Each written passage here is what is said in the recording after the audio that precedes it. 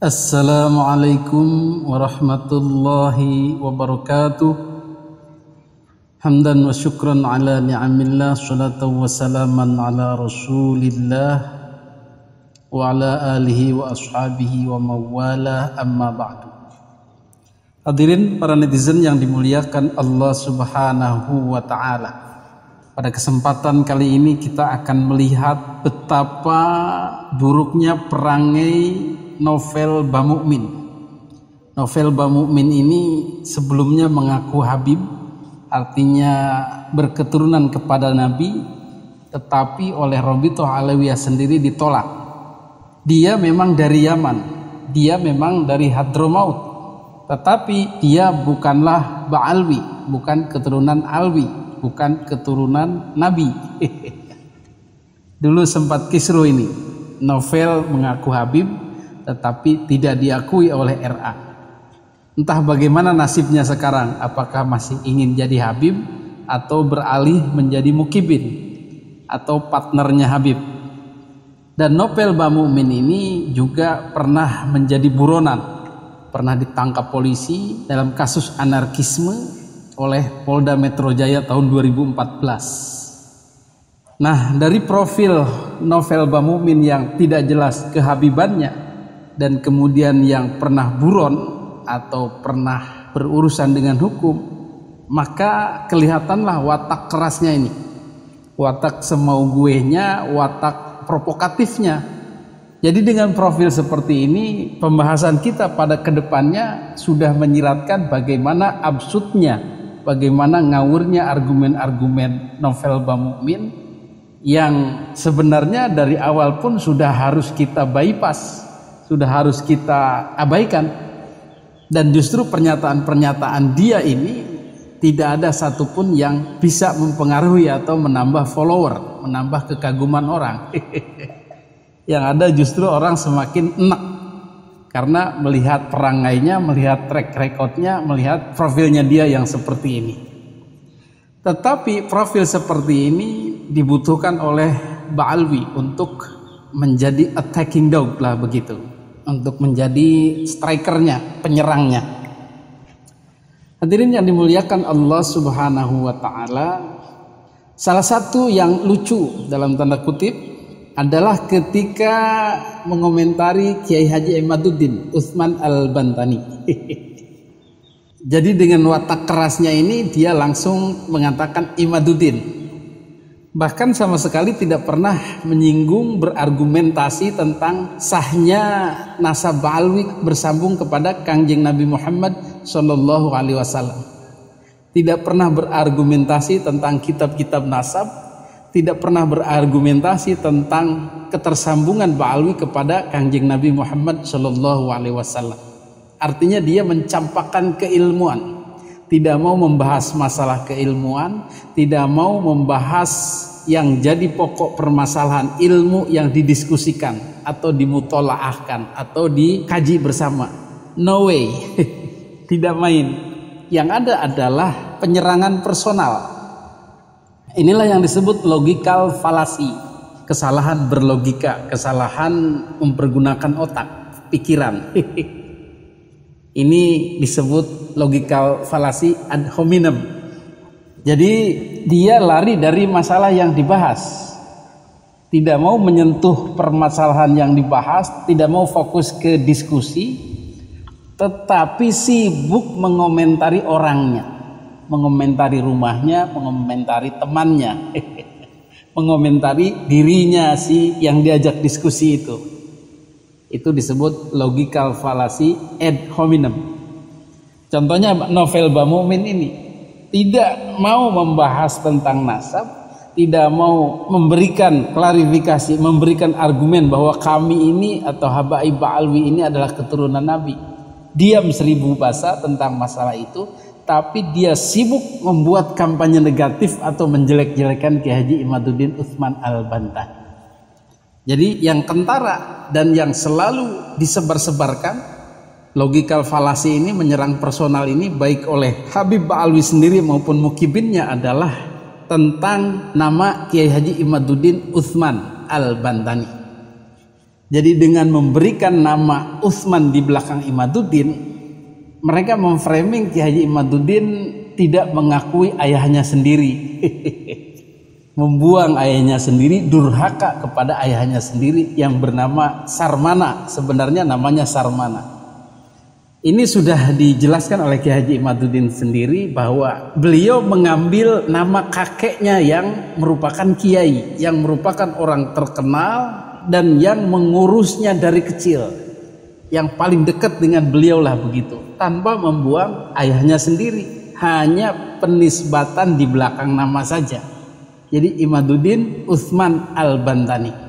Jadi Utsmaniyah, pesantren Utsmaniyah atau kakek dari ibunya yang keturunan Kiai Utsman.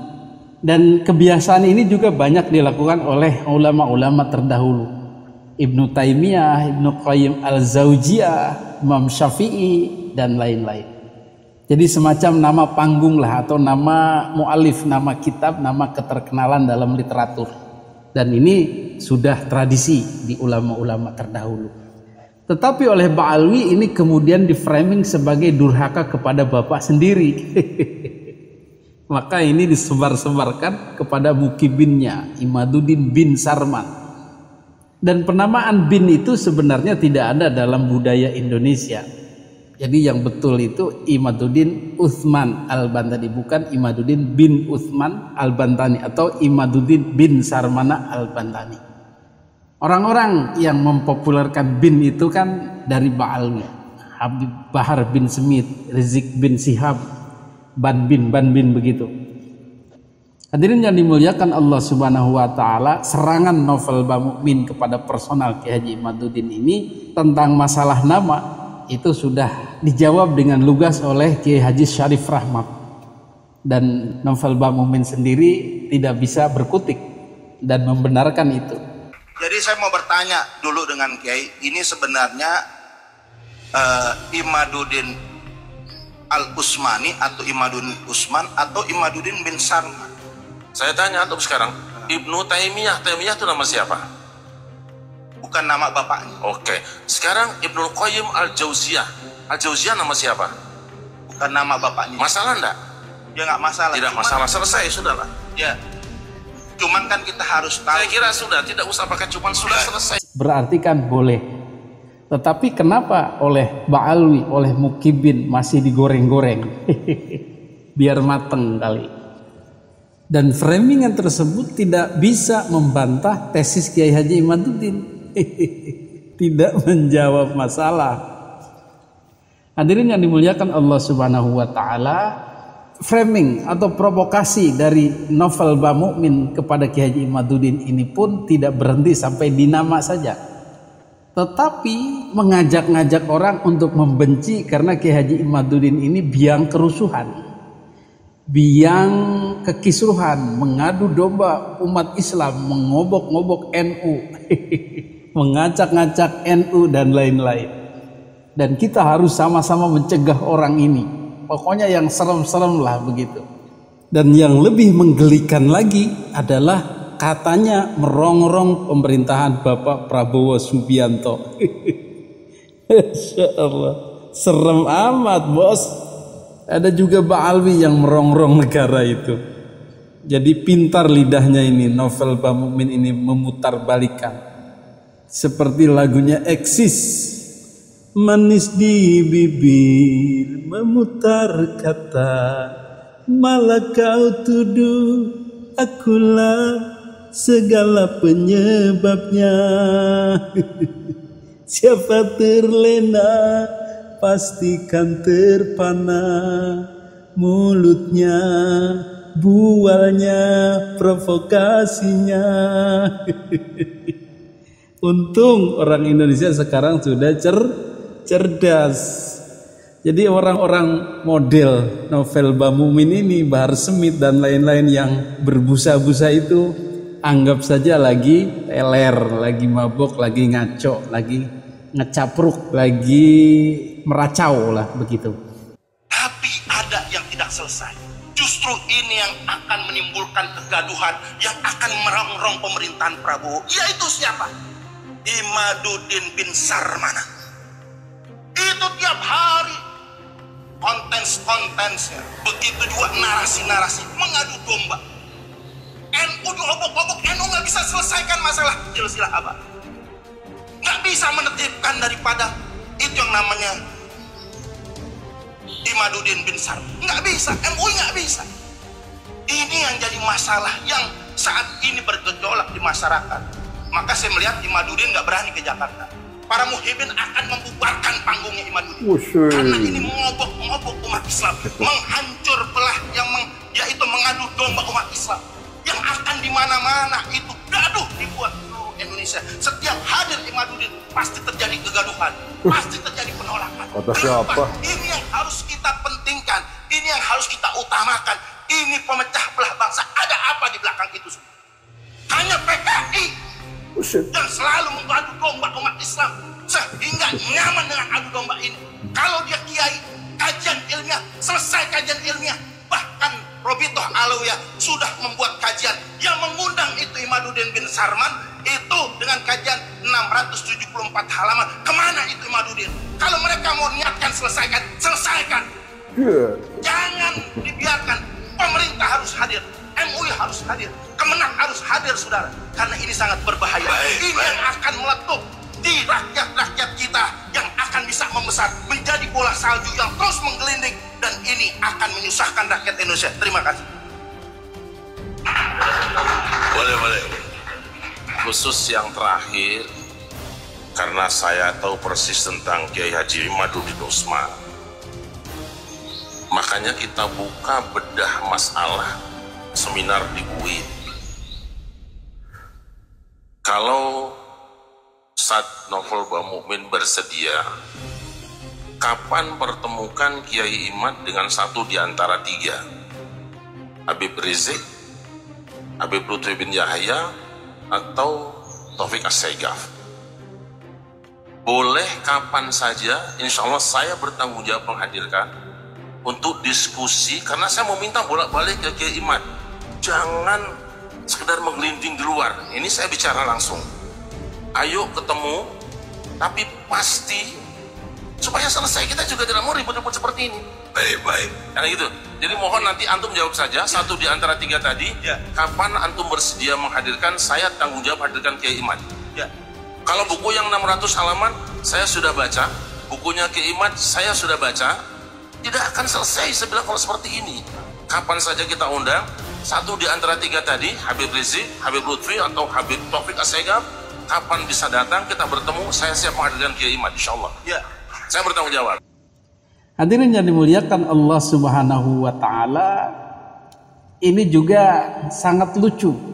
Dengan sekejap, dengan secepat kilat, masyarakat sudah bisa menilai siapa Kiai Haji Imaduddin, siapa Novel Bamukmin, siapa Habaib Ba'alwi. Bagaimana posisi masing-masing di NU, bagaimana kesejarahannya di NU, dan lain-lain. Kita lihat Kiai Haji Imaduddin Utsman Al-Bantani berdarah Nusantara, kecil dan besar bersama-sama di NU, masuk juga pengurus NU, punya nenek moyang orang-orang NU dan pejuang Nusantara, ikut berperang melawan Belanda. Itulah Kiai Haji Imaduddin. Sekarang kita lihat Novel Bamukmin dan Habaib Ba'alwi.